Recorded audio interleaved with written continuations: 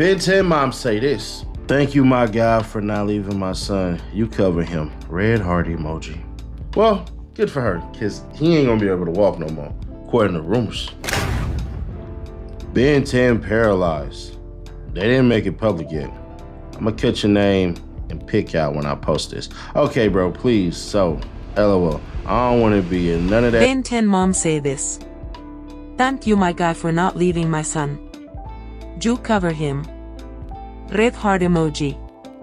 Well, good for her, cause he ain't going to be able to walk no more according to rumors. Ben 10 paralyzed.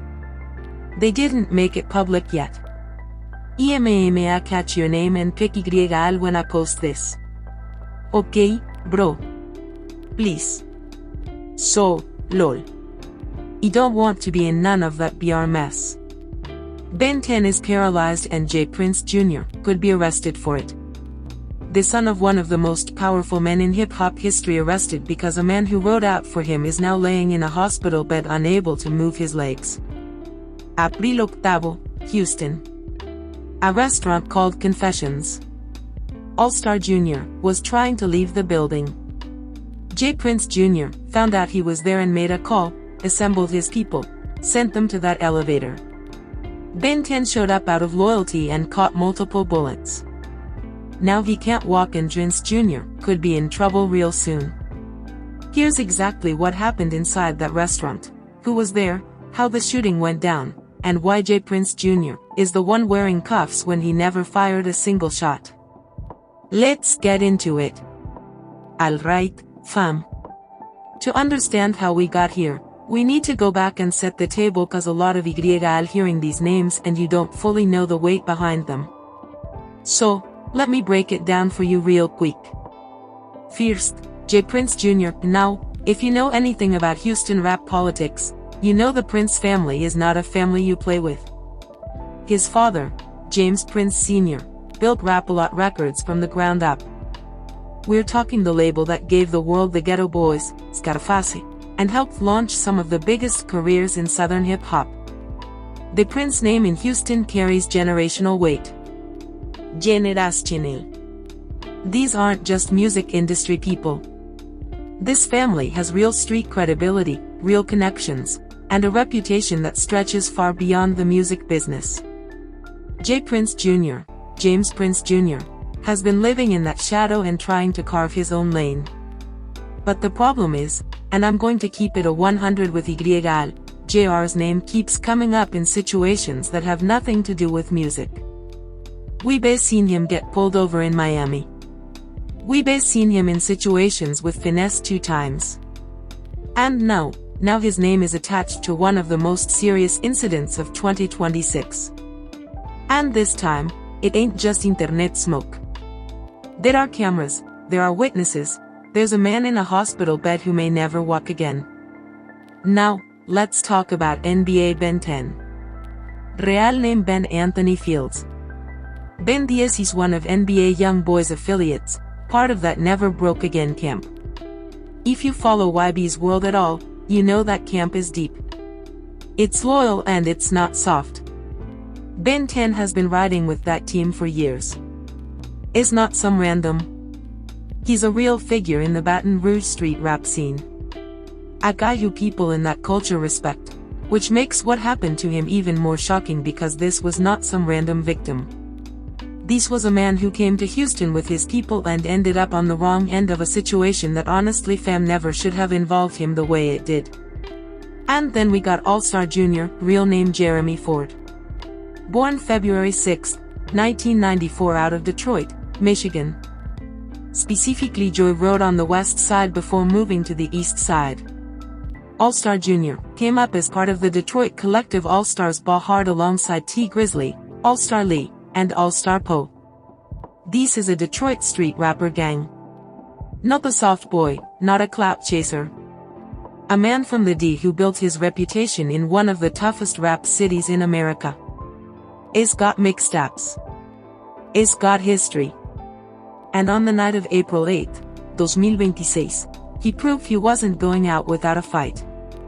These are your 3 main characters. And the setting, a restaurant called Confessions, located at the 3200 block of Kirby Drive in Houston, Texas. Wednesday night late around 11:30 de la noche. Now that you know the players, let's talk about what actually happened. But here's where it gets crazy, because this situation didn't start at confessions. It started way before that. And it started over something that when I tell you is going to make you shake your head. A woman. That's right. According to what's been circulating and multiple sources are pointing in this direction, the root of this entire situation traces back to a female, specifically All-Star Jr.'s baby mama. Now, allegedly, J. Prince Jr. got involved with this woman. And not only that, there are reports suggesting that JR allegedly got physical with All-Star Jr.'s child, his kid fam. Now, I want to be clear that specific detail is still alleged and unconfirmed as of this video, but that's what the streets are saying, and that's what appears to be the ignition point for everything that followed. So, you already know when you mix street politics with personal disrespect, especially when kids are involved, things don't stay in the DMs, things don't stay in the comments section. Things escalate. Now, here's the setup. All-Star Jr. ends up in Houston. Whether he was there for music, business, or whatever, the man was in J. Prince Jr. city and somehow the two worlds collided. Reports suggest that when J. Prince Jr. got word that All-Star Jr. was in the building at confessions that night, a call went out. JPJ reportedly reached out and started squatting up, pulling in his people to come to the scene. And who showed up with that energy? Ben 10-3, another YB affiliate, and members of the Mob Ties crew. Now, think about that for a second. Think about the chess pieces on the board. You got Houston royalty, the Prince family's heir, calling in reinforcements because a Detroit rapper who allegedly got played by him is in the same building. And the move is to send a squad to confront him at the elevators while the man was literally trying to leave, because that's the part that really gets me, gun. All-Star JR was reportedly on his way out. It was leaving and they caught him near the elevators. They surrounded him. Multiple people rushing this one man trying to rip his chains off his neck, hitting him with chairs, jumping him like this was some old school wrestling pay-per-view. And through all of that, All-Star JR held it together. Now, let me pause here because I need YL to really visualize this scene.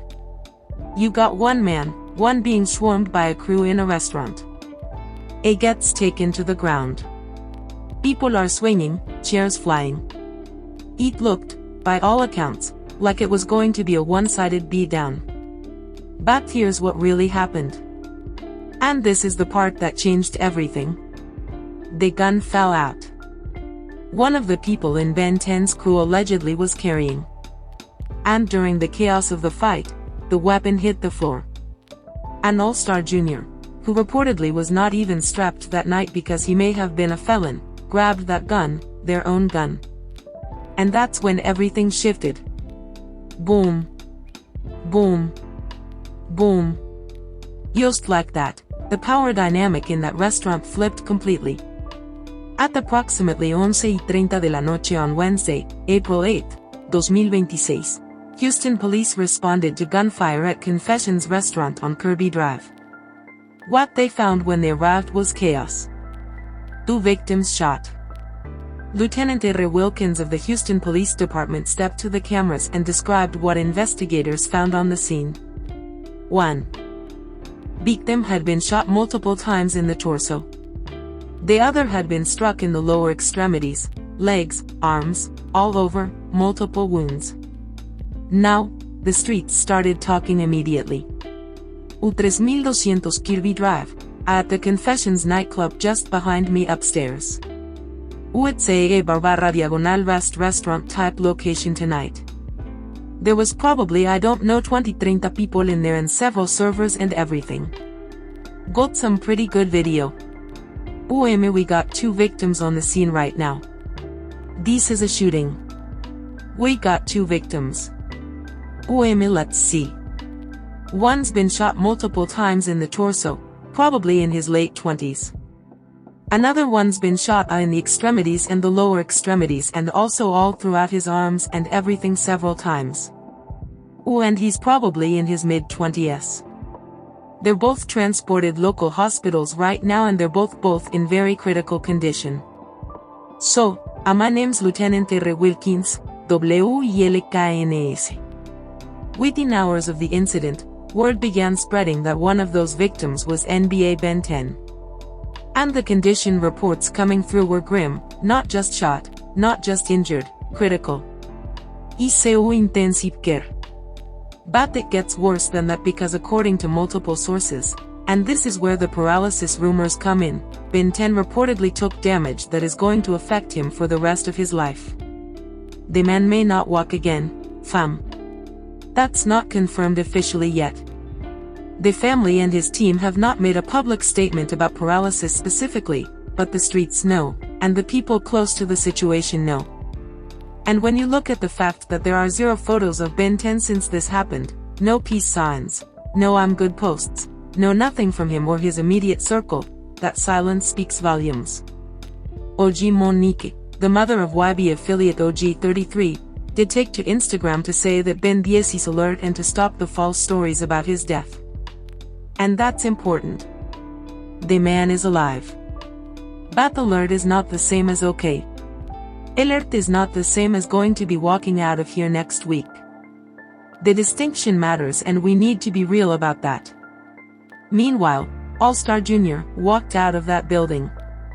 He got up, he moved, and he was gone. Because here's the thing that a lot of people are missing in this conversation. What All-Star Jr. did was under the law, almost certainly self-defense. The man was being jumped. It was outnumbered. It was being robbed. It grabbed a weapon that was already on the ground, and he defended himself. Houston PD confirmed the self-defense narrative almost immediately. As of the reporting from this incident, no arrests have been made. No charges have been filed against All-Star Jr., and that right there, that's the part that has the streets in an absolute frenzy. Now, here's where people started connecting the dots. And this is the part I'll really need to hear because this goes way deeper than just a chain robbery gone wrong. Let me be direct. This was not about a chain. I need I'll to understand that the chain story is the surface narrative. The chain is what made it look like a random robbery attempt. But if you look at everything leading up to that night, the baby mama situation, the alleged disrespect toward All-Star Jr.'s child, the fact that people were called to that restaurant specifically, this was a message job. This was about sending a statement. And J. Prince Jr. was allegedly the architect. According to multiple accounts circulating online, including content from people close to the situation, it was JPJ who made the call that night. All-Star Jr. was leaving. It was out. And someone in J. Prince Jr.'s circle reportedly called JPJ and told him JR was there. That call is what allegedly brought the crew to confessions. That call is what put Ben 10 Pulgadas that restaurant near those elevators. That call is what led to a man getting shot multiple times and ending up in the ICU. And here's the legal reality of that. And I want Y'all to really sit with this. If you organize a group of people, if you call them to a location, if you coordinate a confrontation, and someone dies. As a result of that confrontation, you can be charged with murder, even if you never fired a shot, even if you never threw a punch. The law has a concept called felony murder and conspiracy. And if prosecutors can establish that J. Prince Jr. was the one who assembled this group and directed them to confront All-Star Jr. that night, his exposure is significant. Think about it like this. If Ben 10 dies, and as of this video, he is still in critical condition in the ICU, then James Prince Jr. could potentially be looking at a murder charge, not because he pulled a trigger, but because allegedly he set the whole thing in motion. The internet went crazy when that footage dropped showing JPJ in the background at the scene because it confirmed he was there. It was present. And when you combine that presence with the alleged phone call, with the alleged motive involving the baby mama situation, with the crew that showed up, you're building a picture that investigators are absolutely going to look at. Houston PD said the investigation is active and ongoing. No suspects have been publicly named yet in terms of arrests, but the security camera footage from confessions, that's going to tell the story. And it's going to tell it without any spin, without any PR, without any allegedly. The tape don't lie. Now, some people online have been going back and forth about whether All-Star Jr.'s crew deserved what happened. And look, I understand that perspective. The Detroit camp was not innocent in that building that night. There was aggression. There was a confrontation. There was a robbery attempt on J. Prince Jr. that allegedly sparked this whole chain of events in the first place. None of these parties involved a choir boys. But here's the thing that matters legally and morally. All-Star Jr. responded to being physically attacked and robbed. He didn't initiate the violence at confessions. The other side came to him. That's the crucial distinction that's going to determine every legal outcome that follows. The aftermath of what happened at confessions on April 8 sent shockwaves through the hip-hop community immediately, and the ripples are still spreading. First, the mob ties situation. J. Prince Jr. has been building his mob ties brand and crew for years, and a lot of artists and personalities in Houston have aligned themselves with that name and that movement. But after this incident, people are starting to ask serious questions. How many situations have ended badly because of proximity to J. Prince Jr.? People online have been counting, and the number that keeps coming up is troubling. This is not the first time the JPJ name has been attached to serious violence. Think about the Takeoff situation. Migos member Takeoff was shot and killed in Houston in 2022, and J. Prince Jr.'s name was floating around in the vicinity of that incident as well, though he was not charged in connection with that case. The point is, pattern recognition matters. When the same name keeps appearing in proximity to tragedy, at some point the conversation has to shift from coincidence to accountability. Second, NBA Young Boys Camp is in a complicated position. YB and J. Prince have had documented tension. So, the fact that Ben 10, a YB affiliate, was at this location allegedly because of J. Prince Jr.'s call, that's a layer of irony that is not lost on people paying attention. Why was a member of YB's inner circle rolling with JPJ? That question is out there and it doesn't have a clean answer yet. Third, All-Star Jr.'s position in all of this. The man from Detroit came to Houston and left standing while the other side didn't. In the streets, that narrative writes itself. But All-Star Jr. is not out of the woods legally. Even in a self-defense situation, you can still get pulled into a grand jury. You can still get questioned. You can still face civil liability. His lawyer is going to earn their money over the next several months navigating this. And then there's Ben 10's family, because at the end of all the street politics, all the drama, all the social media breakdowns, there's a real human being in a hospital right now. Ben Anthony Fields, a man with people who love him. And if the paralysis reports are accurate, his life is fundamentally changed forever.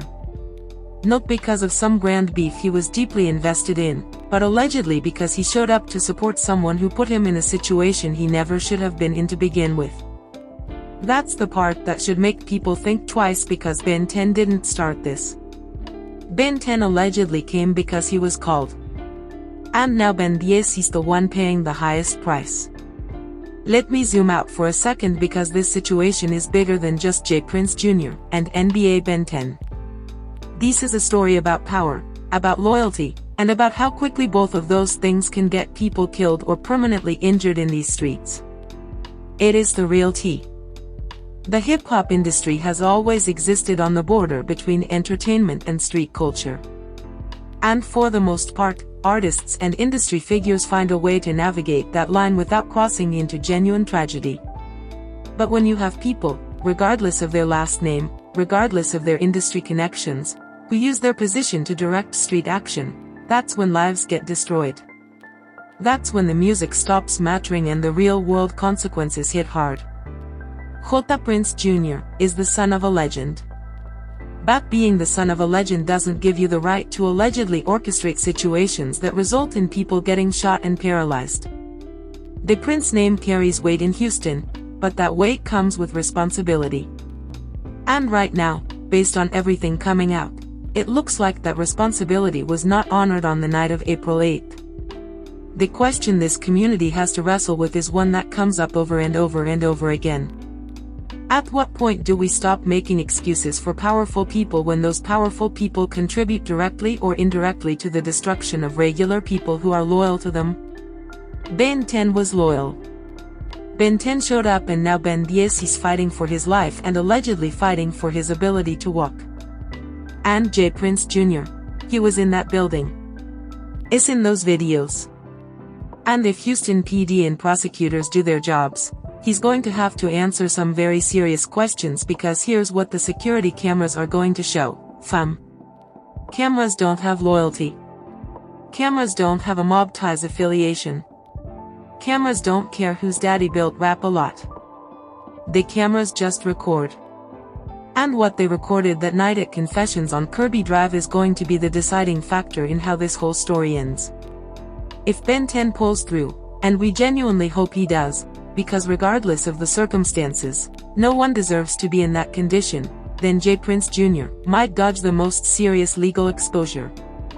But even if Ben 10 survives, there are civil suits coming. There are conspiracy investigations coming. There are grand jury questions coming. The legal chapter of this story is just beginning. And if the worst happens, if Ben 10 doesn't make it out of that ICU, then James Prince Jr. better have the best lawyer that Rap-A-Lot money can buy, because the charge changes entirely. And the Prince's name, for all its history and all its legacy, won't be able to shield him from a murder case if the evidence connects him to what happened in that restaurant. No cap, keep it a 100. This is one of those situations where real life is moving faster than the internet can keep up with.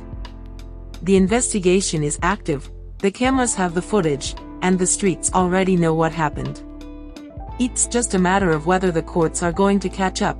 Stay locked in, subscribe, and turn that bell notification on.